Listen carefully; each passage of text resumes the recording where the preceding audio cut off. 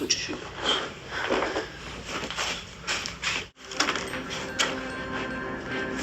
እሺ በቃ አምላክ እኔ ይሄው አሉ እሷ ናት የግል እሷ ናት ይዛት የገባት ልጅ ወል መጀመሪያ የህግ ሰዎች ነን ካላችሁ መታወቂያችሁ ስርዓት ይዘጉ ማለት ያሳያል።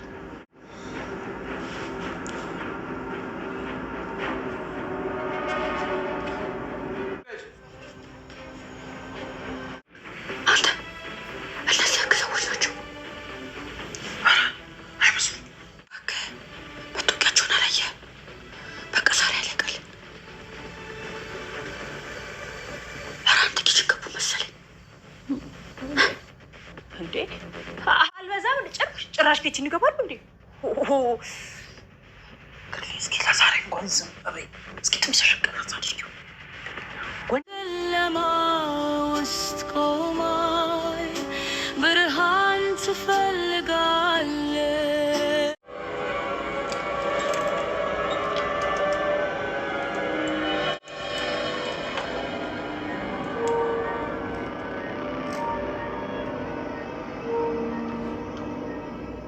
ጉረኛው ዝና ያበበ ደንበሳ ልጅ እንግዲህ ያፎካረው ሁሉ መና ቀርቷል ማለት ይቻላል። ቤተሰቦቻችን እንግዲህ ዛሬ በሚገርም ሁኔታ ትትናን ለመስዋዕትነት አዘጋጅቻለሁኝ ምንም ጥያቄ የለውም ብሎ ሲዶባ የነበረው ዝና አበበ እንግዲህ ዛሬ ትትናን አስመልጠዋታል እነ መድብል ማለት ነው።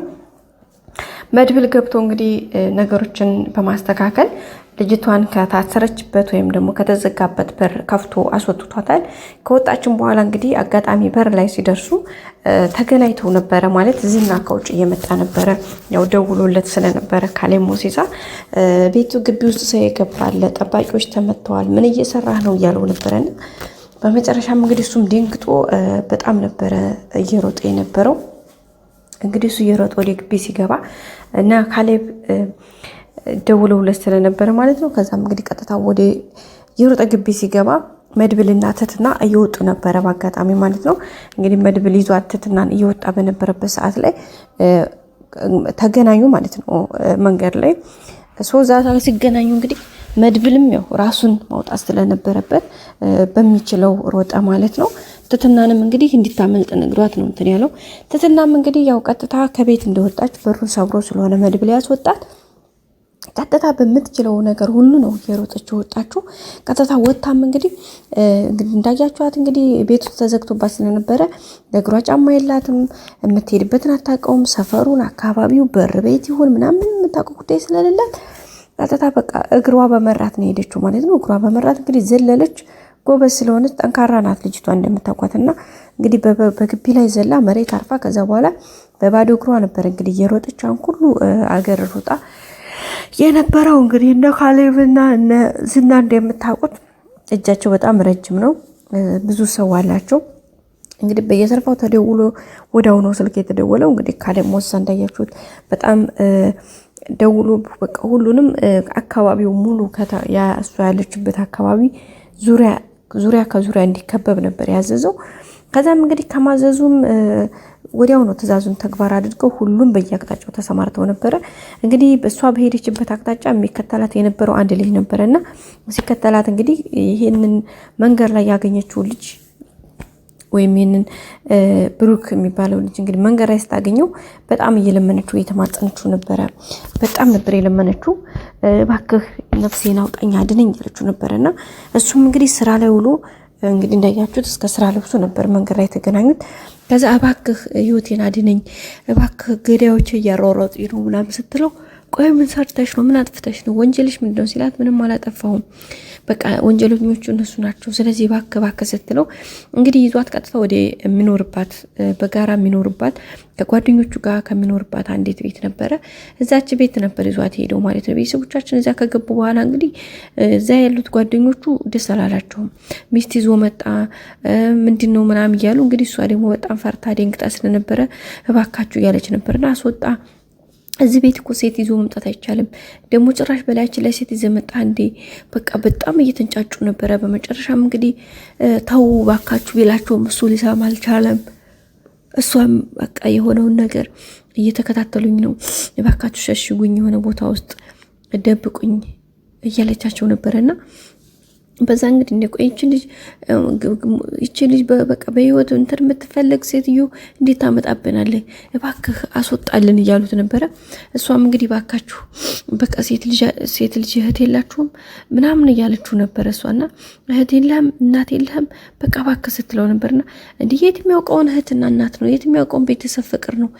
በቃ እሱ ለራሱ እህት የላችሁም እንዴ? አንድ ሴት ልጅ እንደዚህ ተጨንቃ እንዴት አስወጣት ትሉኛላችሁ እያላቸው ነበረና ከዛ በቃ እንዴ የት የምታውቀውን የሴት ልጅ ፍቅር ነው፣ የት የምታውቀውን የእናት ፍቅር፣ የት የምታውቀውን የእህት ፍቅር ነው እንደዚህ እያልክ የምትቀባጥረው እያሉት ነበረ ማለት ነው ጓደኞቹ።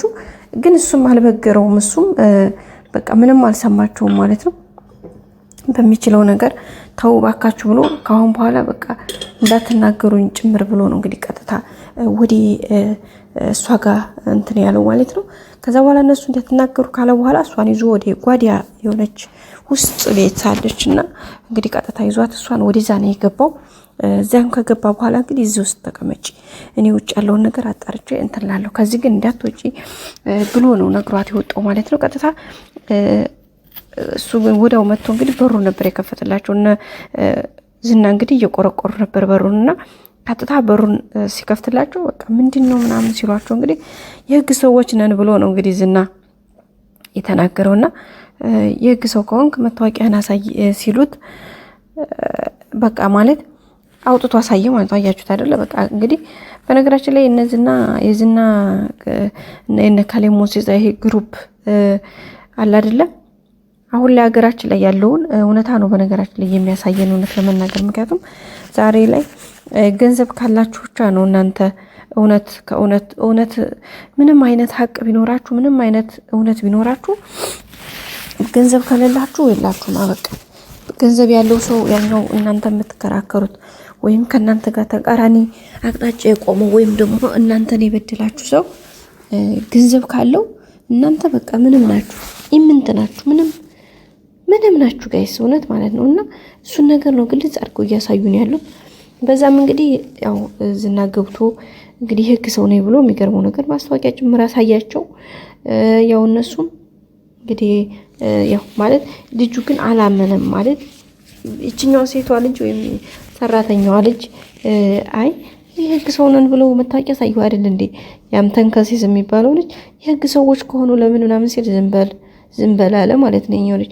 በነገራችን ላይ ይሄ ልጁ ማለት ነው ይሄ ተቀበላት ወይም ደግሞ አሁን ይሄ ሸሸጋት ልጅ ወንድሟ ነው። ወንድሟ በልጅነታቸው ጠፍቶ እንዲ ያለ ታውቃላችሁ አይደል ጋይስ? እና እርግጠኛ ነኝ እሱ ነው ብዬ አስባለሁኝ። እናንተስ ምን ተሰማችሁ? ትትና ማምለጧ በጣም ደስ ብሎኛል። እንግዲህ ዝና መጨረሻ ወደ እሷ ወደ ያለችበት ክላስ እያመራ ነበረ። በእርግጠኝነት ደግሞ ከእግዚአብሔር ጋር እንደማይዛትና ተመልሶ እንደሚሄድ አንጠራጠርም ማለት ነው። በቀጣይ በአዲስ ቪዲዮ እስከምንገናኝ ሰብስክራይብ፣ ላይክ፣ ሼር ማድረጋችሁን አትርሱ ቤተሰቦቼ። መልካም ጊዜ በያላችሁበት። እወዳችኋለሁ። ባይ ባይ።